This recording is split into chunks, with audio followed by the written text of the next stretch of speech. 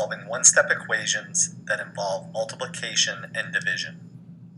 The first example will be 7x equals 28.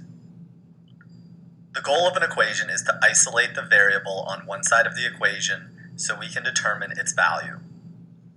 To begin, we want to determine if either side of the equation can be simplified. In this example, neither side can be simplified, so we can move on solving our equation. Right now, 7 and x are being multiplied. The inverse operation of multiplication is division. So to undo multiply by 7, we are going to divide by 7. Remember, what we do to one side of an equation, we must also do to the other side. Let's simplify the left side of the equation.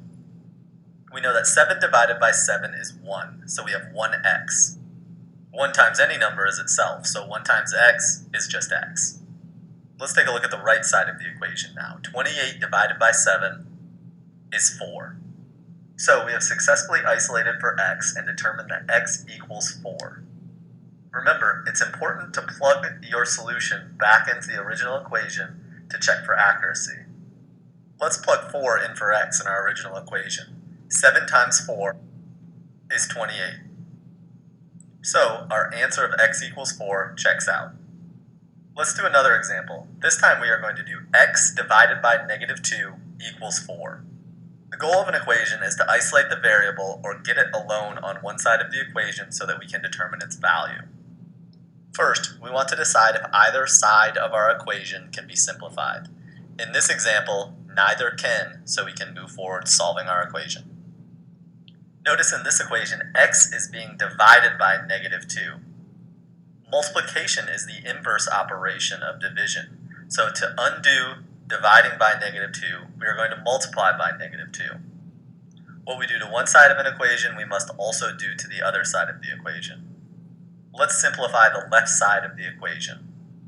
Dividing by negative 2 and multiplying by negative 2 cancel one another out because they are inverse operations. So we are left with just x on the left side of the equation. Now let's take a look at the right side of the equation. 4 times negative 2 is negative 8. So we have successfully solved for x. Let's substitute our answer back in for x in the original equation to check for accuracy. After we have substituted negative 8 in for x, we now do negative 8 divided by negative 2, which is 4. So our answer of x equals negative 8 checks out.